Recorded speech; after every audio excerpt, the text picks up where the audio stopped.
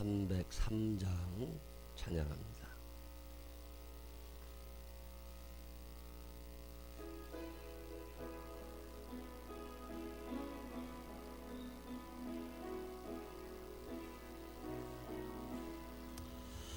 스하여 십자가에 중한 고통 받으사 대신 죽은 주 예수의 사랑하신 은혜여 보배로운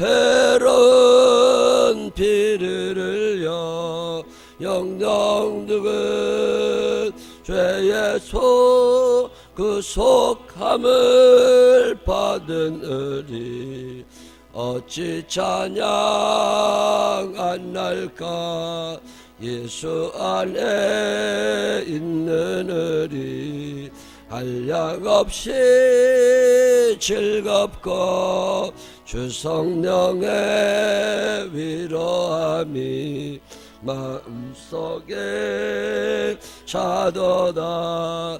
전국 음악 소리 같은 은혜로운 그 말씀 끊임없이 듣는 우리 어찌 찬양 안 할까. 이 세상의 모진 풍파 쉬지 않고 불어도 주님 안에 뽑았는 우리 마음 편하다. 늘 깨어서 기도하고 저 천국을 바라며 주님만을 기다리니 어찌 찬양. 예수 안에 있는 우리 한량없이 즐겁고 주 성령의 위로함이 마음속에 차도다. 전국 음악 소리 같은 은혜로운 그 말씀 끊임없이 듣는 우리 어찌 찬양 안 할까. 이 세상의 모진 풍파 쉬지 않고 불어도 주님만의 뽑았는 우리 마음 편하다. 늘 깨어서 기도하고 저 천국을 바라며 주님만을 기다리니 어찌 찬양 안 할까. 아멘. 사도신경으로 신앙 고백하겠습니다. 전능하사 천지를 만드신 하나님 아버지를 내가 믿사오며 그 외아들 우리 주 예수 그리스도를 믿사오니 이는 성령을 잉태하사 동정녀 마리아에게 나시고 본디오 빌라도에게 고난을 받으사 십자가에 못 박혀 죽으시고 장사한 지 사흘 만에 죽은 자 가운데서 다시 살아나시며 하늘에 오르사 전능하신 하나님 우편에 앉아 계시다가 저리로서 산자와 죽은 자를 심판하러 오시리라. 성령을 믿사오며 거룩한 공회와 성도가 교통하는 것과 몸이 다시 사는 것과 영원히 사는 것을 믿사옵나이다. 아멘. 오늘은 이사야 6장에 있는 말씀 읽겠습니다. 이사야 6장에 있는 말씀입니다.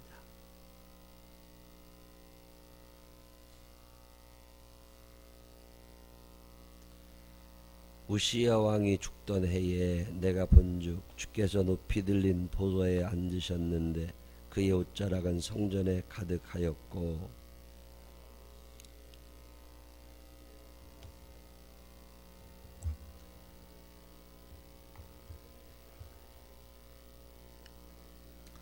서로 불러 이르되 거룩하다 거룩하다 거룩하다 만군의 여호와여 그의 영광이 온 땅에 충만하도다 하더라.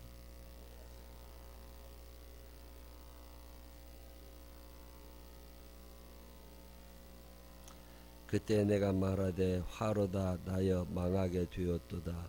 나는 입술이 부정한 사람이요 나는 입술이 부정한 백성 중에 거주하면서 만군의 여호와이신 왕을 배웠음이로다 하였더라.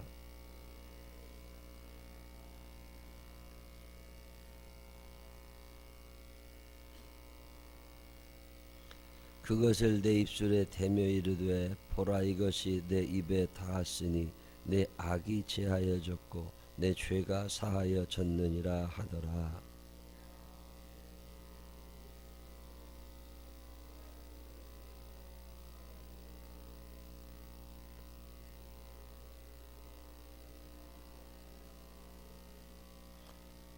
여호와께서 이르시되 가서 이 백성에게 이르기를 너희는 듣기는 들어도 깨닫지 못할 것이요 보기는 보아도 알지 못하리라 하여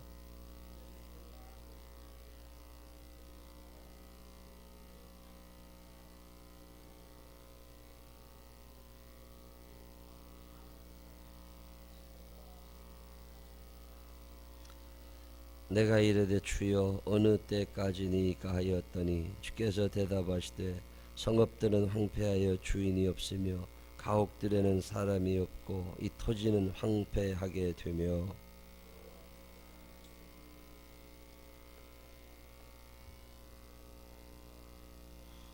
함께 읽으십니다. 그 중에 10분의 1이 아직 남아있을지라도 이것도 황폐하게 될 것이나 밤나무와 상수리나무가 배임을 당하여도 그 구리터기는 남아있는 것 같이 거룩한 씨가 이 땅에 그루터기니라 하시더라. 아멘. 살아계신 하나님의 은혜가 우리 모두와 함께 하시기를 주님의 이름으로 축원합니다. 이사야 6장은 이사야 1장부터 마지막 장까지 66장까지 있는데 그 많은 성경의 장들 중에서도 제일 유명한 많이 알려져 있는 게 이사야 6장입니다. 찬송에도 재단 숯불 내 입술에 대니 어찌 주저할까 주여 나를 보내주소서. 이게 이사야 6장에서 나온 찬양이죠.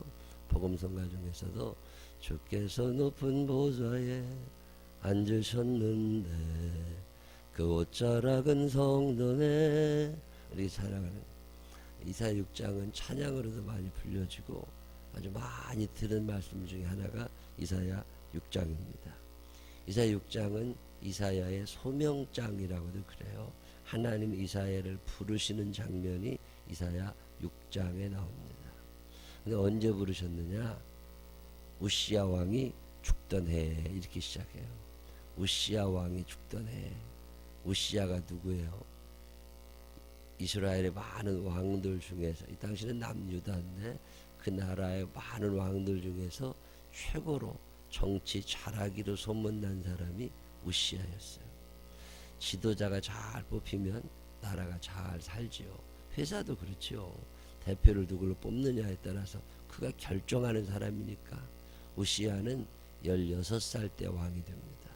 16살 때 왕이 됐으니까 얼마나 어린 나이에 왕이 돼요. 그가 다스려야 될 백성들의 나이는 많고 그와 함께해야 될 신하들도 나이가 참 많았어요. 얼마나 부담스럽겠어요. 근데 그런 사람들을 데리고 참 정치를 잘해 나갑니다. 농민정책. 그 당시는 농사 짓던 시대니까 우리나라는 공업국가가 아니라 농업국가다. 그러니 우리는 농업을 우선으로 한다. 농업을 우선으로 하려다 보니까 농기구를 어떻게든지 만들어 봐야 되잖아요. 또 저수지를 어떻게든지 만들어야 되잖아요. 물이 있어야 농사를 지니까. 그 다음에 농업 기술을 가르쳐야 되잖아요. 농사는요 그 아무나 하는 게 아니더라고요. 그게 기술이 다 있더만요. 언제 밭에 나가고 언제 논에 나가고 거기서 뭘 해야 되고 이건 심으면 되고 안 되고 땅에 따라서 그게 다 다르더만요. 근데 그것을 다 연구해 가지고 농사가 잘 될 수 있도록 기틀을 마련한 왕이 우시야 왕이에요. 그래서 왕 굉장한 거죠. 국방정책. 그때는 민족과 민족이 싸움을 참 많이 할 때입니다. 울타리가 있어야 되는데 울타리가 없으니까 진시황이의 만리장성을 왜 쌓아요? 그런 성이 이렇게 있어야 그 안으로 사람들이 못 들어오고 안에 있는 사람끼리 잘 살 수 있으니까. 국방정책, 성벽 강화, 예루살렘 성을 중심으로 해서 이스라엘 전 지역에, 남유다 전 지역에 성을 든든하게 세우고 젊은 사람들 데려다가 놀지 못하게 군사훈련을 열심히 시킵니다. 그 에너지가 넘치는 사람들이 젊은 사람들이잖아요. 이 사람들 다 데려다가 열심히 군사훈련을 시켜요. 그게 뭐 딴 생각할 틈이 없이 그냥 계속 훈련을 시킵니다. 그래서 강한 나라를 만들죠. 뭐 어차피 전쟁은 일어나니까 그때 이왕이면 강한 사람들이 있어야 살잖아요. 그래서 국방 어마어마하게 신경 많이 씁니다. 나라 국방을 잘하려면 무기가 좋아야 되잖아요. 그래가지고 신무기 개발. 우리나라도 조선시대 역사를 보면 신무기의 개발. 활을 하나 쏘는 게 아니라 수십 개를 한 번에 쏠 수는 없나. 칼은 어떻게 만들면 좀 단단하고 예리하고, 그런 연구를 많이 하던 사람이 우시야 왕입니다. 왕권을 세워나갑니다. 나이가 어리잖아요. 임금이 됐잖아요. 우습게 하는 사람이 너무 많은 거야. 내가 너 몇 살 때 봤다 이러면서 막 굉장히 우습게 하니까 왕권 강화를 해서 법을 좀 강화합니다. 왕의 명령을 거역한다거나 왕에게 대항하는 사람을 사정없이 갖다 죽입니다. 왕권이 강화가 되고 농사가 잘 되고 국방이 잘 되고 뭐 이런 일을 한 사람, 무기도 많이 개발하고, 그리고 믿음도 좋았어요. 하나님을 참 잘 섬기던 사람입니다.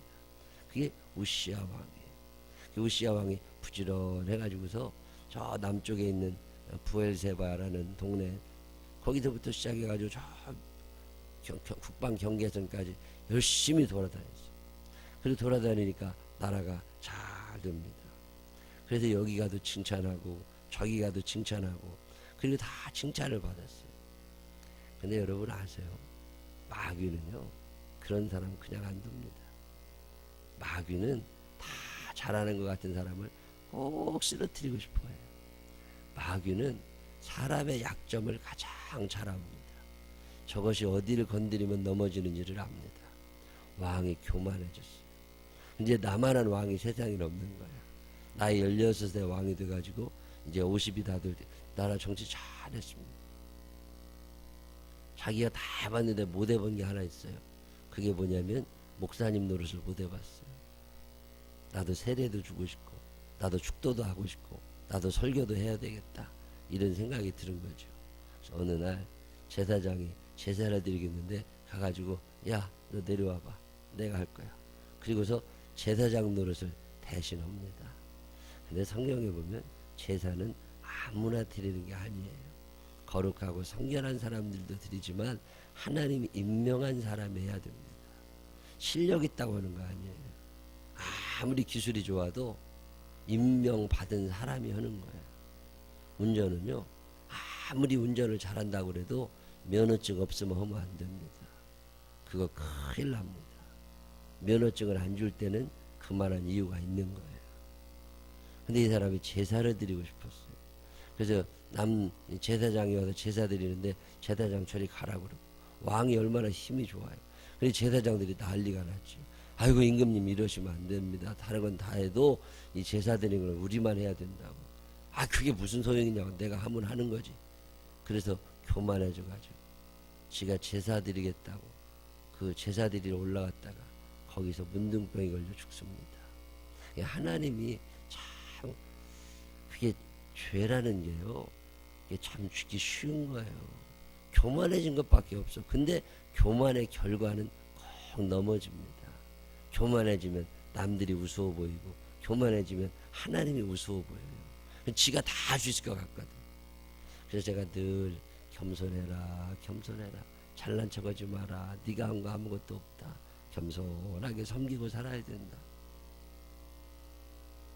제가 늘 우리 애들한테 이 얘기해요. 겸손한 놈은 적이 없어.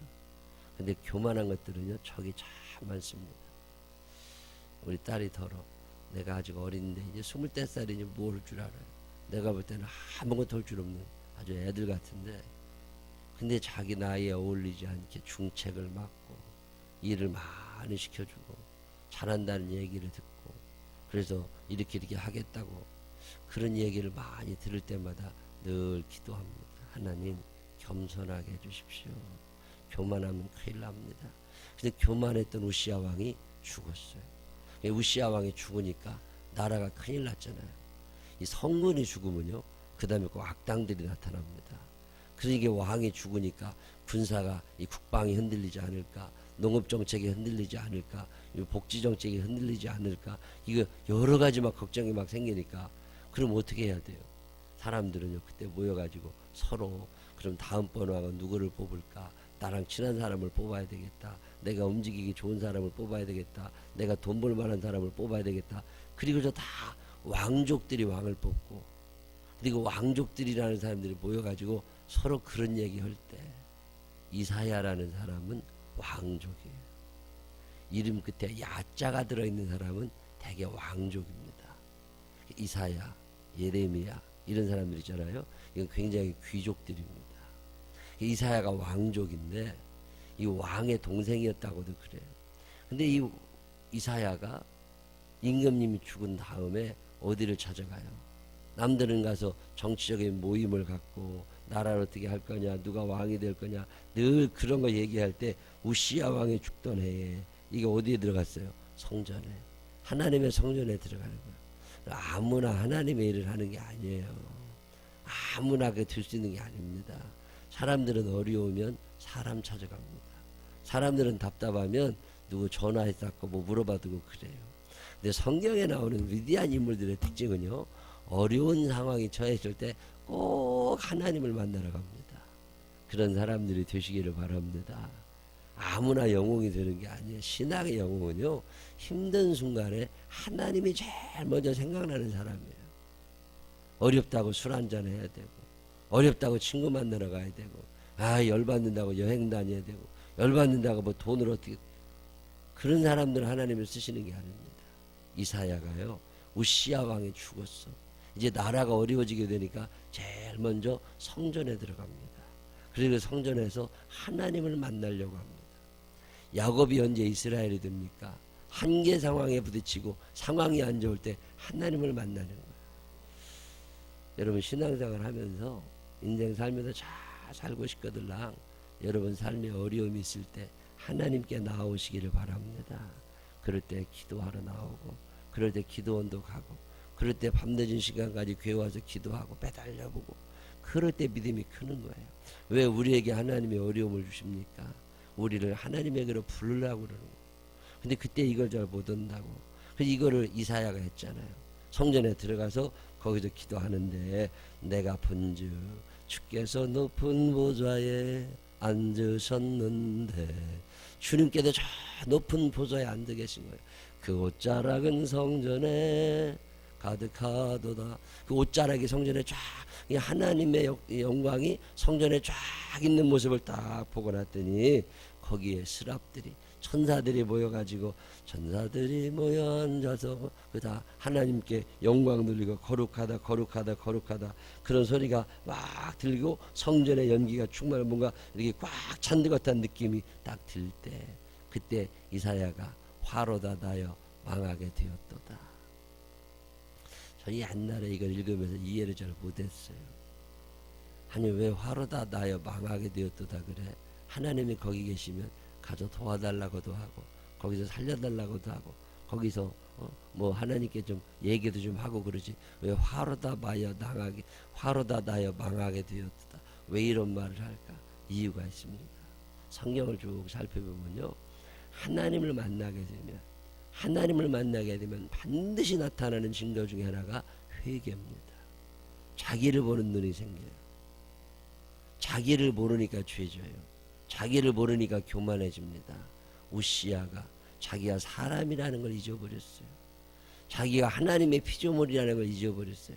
자기가 워낙 잘하니까 다 지가 하는 줄 알았어요. 그랬다가 단칼에 가잖아요. 이사야는 하나님을 보는 순간 자기의 부족한 면을 봅니다. 주님, 제가 죄인입니다. 하나님, 내가 주님을 배울 수 있는 사람이 아닙니다. 제가 주님 앞에 감히 나올 수 있는 사람도 못 됩니다. 나는 죄가 너무 많은데 하나님이 나를 이렇게 만나주시니 내가 감당을 못합니다. 이제 내가 내 죄 때문에 하나님의 거룩하심 앞에 내 부정한 모습이 드러나 이제 내가 죽을 것 같습니다. 아, 이제 나는 죽었구나. 왜? 거룩하신 하나님 앞에 내 죄가 다 드러난 거예요.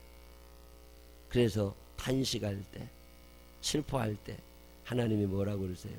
천사를 보내셔서 제단에도 피어있는 숯, 그걸 가지고 이사야의 입술을 찢어주십니다. 그러면서 제단 숯불로 너의 입술을 찢고 너의 삶을 다 찢어놨으니까 더러운 게 다 탔다는 거예요. 이제 너는 깨끗하다는 거예요. 이제 너는 정결하다는 거예요. 그러니 망할 거 걱정하지 말라는 거예요. 그때 깨끗해진, 마음이 거룩해지고 청결해진 이사야가 천상회의를 참여하게 됩니다. 그 천상회의에 참여해 보니까 거기에다 하나님과 성령, 성부, 성자, 삼위일체 하나님과 천사들이 모여서 회의를 하는데 무슨 회의를 해요? 이스라엘 저 나쁜 놈들이 은혜를 다 까먹고서 저기다 죽게 생겼다. 저걸 어떻게 해야 되냐? 저걸 어떻게 되냐? 용서할 수는 없어. 공의 하나님이 심판하셔야 되니까. 그런데 그렇다고 다 살려둘 수도 없어. 그러니 어떻게 해야 돼요? 누군가 가서 끝까지 회개하라고 말씀은 전해야 되지만 그들이 어차피 못 알아들을 거라고. 뭔 얘기를 안 들으니까 못 알아들을 거지만 그래도 얘기는 해야 돼. 못 알아듣더라도 얘기는 해야 되고, 그 중에 몇 명이라도 알아듣는 사람이 있으면 그 사람들을 통해서 새로운 나라를 만들면 되지 않겠냐고, 이런 얘기를 하는 회의 장면을 이사야가 바라봅니다. 그 이사야가 그 회의를 가만히 듣다 보니까 괜찮아요. 다 죽는 건 아니잖아. 이제 몇 명이라도 살 거는 같은데, 그러려면 누군가 가서 이 얘기를 해줘야 되는데 천사가 내려갈 수도 없고 성부, 성자, 성령 삼위일체 하나님이 내려갈 수도 없고, 그러니까 하나님이 탄식하면서 하나님께서 내가 누구를 보내며 누가 나를 위하여 누가 우리를 위하여 가서 이 백성에게 이 말씀을 전할 거냐. 이 전하려니까 얼마나 힘들겠어요. 뭔 얘기라도 안 들으니까 불순종할 걸 뻔히 알면서 가서 외쳐야 되는 사람, 매맞을 걸 알면서 가서 외쳐야 되는 사람, 톱으로 썰어가지고 사람을 죽일 때, 그렇게 톱으로 썰어서 사람을 죽일 때, 그때 톱으로 쓸려서 내가 죽을지도 모르는 그 일을 누가 할 거냐는 거예요. 싫은 소리 하면은요 사람들 죽이거든. 그때 이사야가 그 하나님의 음성을 듣고 얘기합니다. 이제 우시야 왕도 죽고 이 나라 누가 무엇을 할 수 있겠습니까? 하나님, 내가 여기 있습니다. 주님 나를 보내주십시오.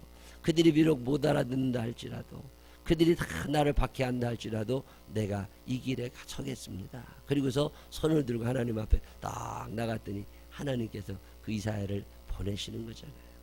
그래서 이사야가 가서 열심히 외치는 얘기가 7장부터 나오는 거예요. 근데 아무리 열심히 외치면 뭐예요? 아무도 안 알아듣는 거예요. 아무도 순종하려고 하잖아요.